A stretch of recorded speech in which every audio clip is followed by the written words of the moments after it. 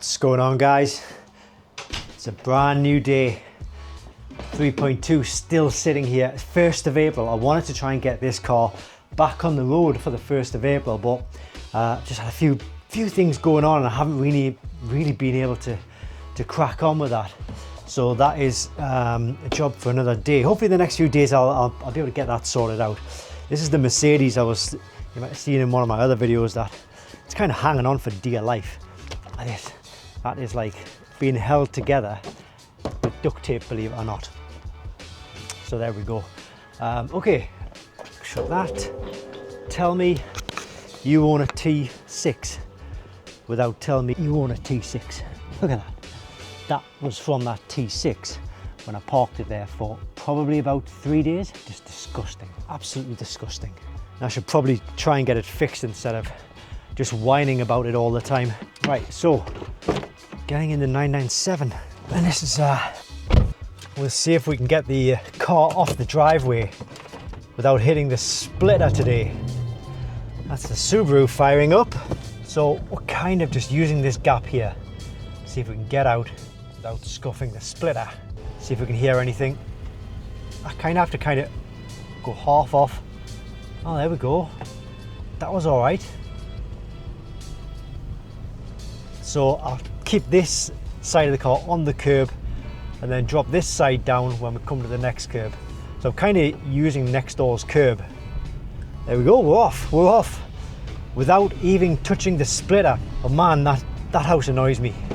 And on the subject of that house, we went to view another house. We went to view a house twice. And you know, the first time we went to view this house, we were like kind of a bit like a rabbit in the headlights, and we absolutely loved the house. It's a bit different, but it has a lot of privacy and a lot of, well, I don't want to say land, but it's a much bigger plot than we've currently got.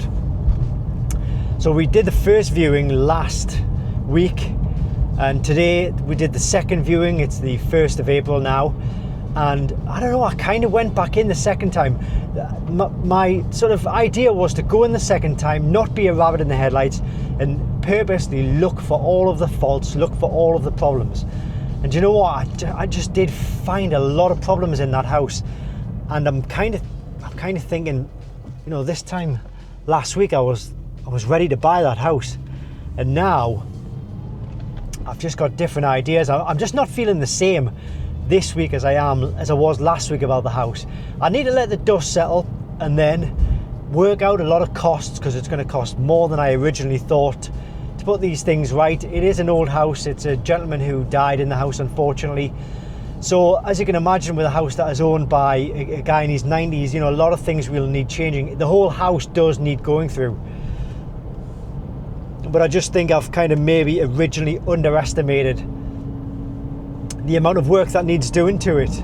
So 20 years old, this is a 20-year-old Porsche 911. It is a classic for all intents and purposes. If you ask Porsche directly, they will consider it officially as a classic car. Now, I don't know, what do you think? Do you guys think it's a classic car, or do you think it's kind of in that odd era between classic, modern classic, and still kind of newish? And like, as with any 20-year-old car, you know, you're always going to need to put money into it. A bit like that house, I'm going to need to put money into it to keep it running right and to keep that smile on your face, to make sure you're still happy about the car. Now, over the past, I don't know, I would probably say about a year, I haven't really driven this car much because it has needed a few repairs. I mentioned in the last video the exhaust was completely blown, so I had to put a new exhaust on, and I wasn't feeling the car as much as I kind of had in previous years. Partly, I think it's because I needed to put money into it, basically. All right, so I've just pulled into Bladen Rugby Club. It's a nice rugby complex with the 997, and what I've got here is 2 episodes of receipts, well 3 in fact, that I'm going to show you about how much I've spent on just basic repairs and maintenance and upkeep on this car in the past 2 visits to the specialist. Now, this does not include any work for MOTs or any servicing, like major services or minor services. So the first one I'm going to show you is the sports exhaust. This was the Design Tech sports exhaust. I don't know how well you can pick that up, but it cost me £1,694.40 to get the sports exhaust and to get it fitted. Design Tech Valvetronic with tailpipes. You need new tailpipes for this one. So yeah, so that was, and basically I kind of consider this £1,694 completely wasted, because the sports exhaust, well, the Design Tech sports exhaust sounds absolutely awful in my mind. So what have I done to fix that? Well, I went to Newcastle, Porsche Centre Newcastle, and I bought myself a replacement sports exhaust system. So it's a factory PSE sports exhaust, and it's basically I haven't even unboxed it yet. I'll be doing that on another video, but basically that whole kit cost me £3,400, and you get like the mufflers, but you also get the tailpipes, you get a lot of spares. It's kind of like a retrofit kit.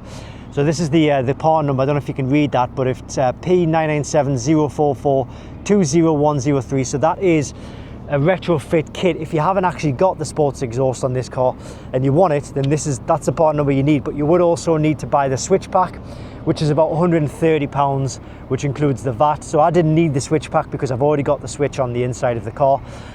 But there we go, so £3,400 for me to get the replacement sports exhaust, and then of course I need to get that fitted. I'm going to try and fit it myself, but then we come to other work. So there's another receipt here. This is September 2025, so it was kind of like 2 months before I got the sports exhaust, and I spent £3,278, and I'll just kind of run through these quickly. In fact, this did include the MOT, didn't include a service though, but we've got things like replace caliper, flexi brake pipes, suspension strut tops, lower suspension arms, coffin arms, front and rear level sensors, belt change with pulley inspection.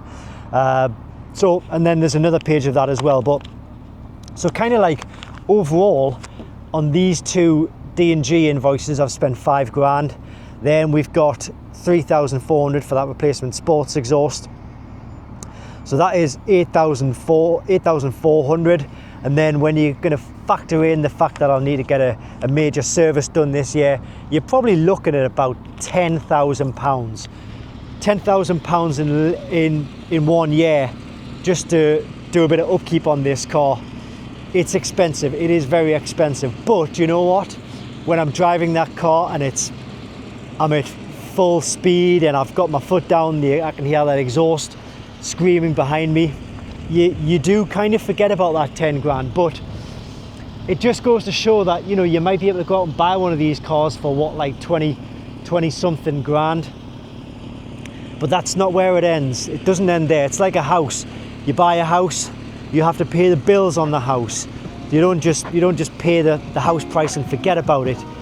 So, you know, it needs doing. You know, there's no getting away from it.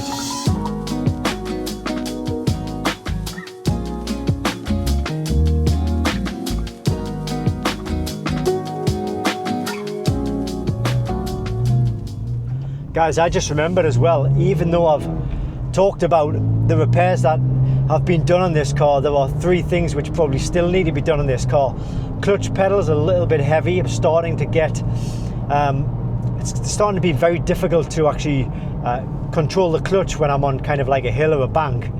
And then I think the starter cable needs replacing. I'm finding I'm getting a bit of trouble starting the car when when the engine's warmed up, so hot start. And then of course, if you saw my last video, you'll see that we've developed some sort of leak within the under the engine base. So I think it's coolant, but either way, that needs to be sorted as well. So like I say, you know, even though I've just spent, or I'm going to spend 10 grand, the bills just keep on coming. Like, I've probably been quite mean on the exhaust, and it doesn't sound great when you're kind of low down in the rev range, but once you get it to like 5,000 or 6,000 RPM, it actually isn't that bad. It's just you never really get to those occasions very often, whereas the Porsche Sports exhaust really starts to sing at about even 2,500, 3,000 RPM.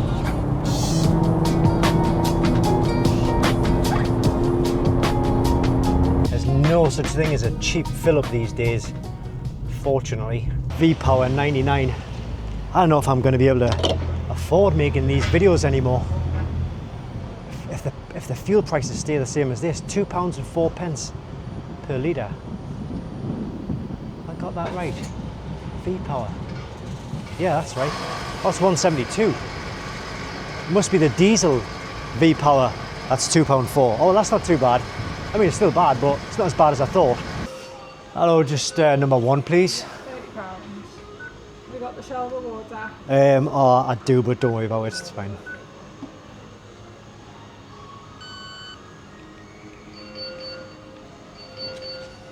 There you go. Great, thank you. Cheers. Tasty. The Jaguar RS4 van. That's nice. I like those classic RS4 vans. That's nice.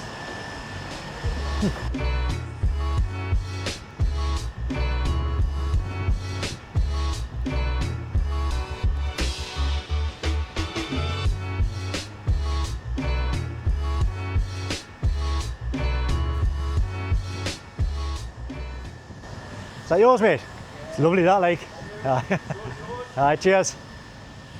I always think it's nice to compliment another guy on his car because he's probably also put a lot of time and money into it. It's nice to hear when somebody appreciates what you've got or what build you've made or what you've done with the car.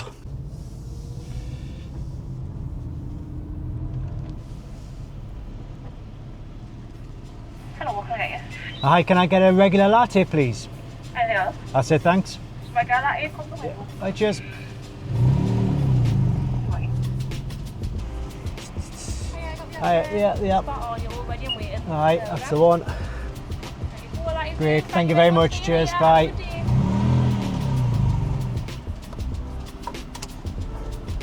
You always got to make sure the top's on.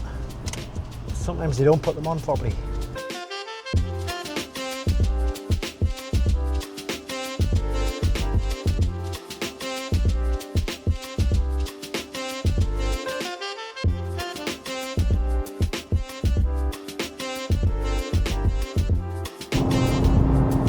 So I think that my advice would be proceed with caution, but still, if you're thinking about doing it, it can be such a rewarding car.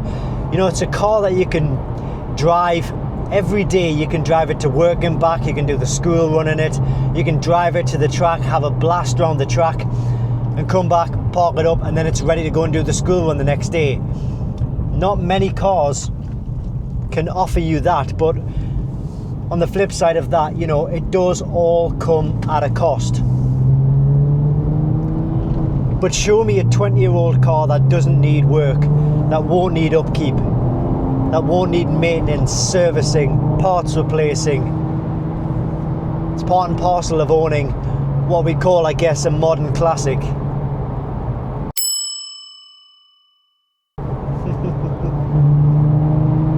That guy was telling me to rev it, but I was in like, what, 5th gear. I put my foot down, it was 5th gear, and it sounded absolutely terrible.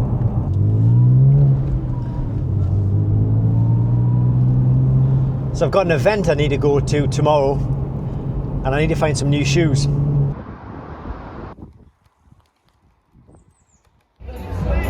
It's a brand new day. This is the event I was talking about. It's an Aston Martin event.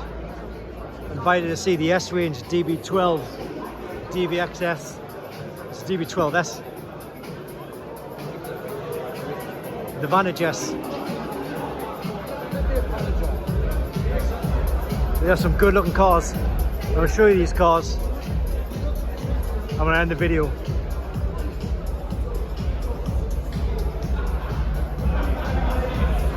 To be honest with you, I don't really know why I'm here, because I'm not going to buy an Aston Martin, but nice to come to these events, free bar. We've got dancers on that pole, believe it or not. So yeah, I'll see you on the next video. More Porsche content coming.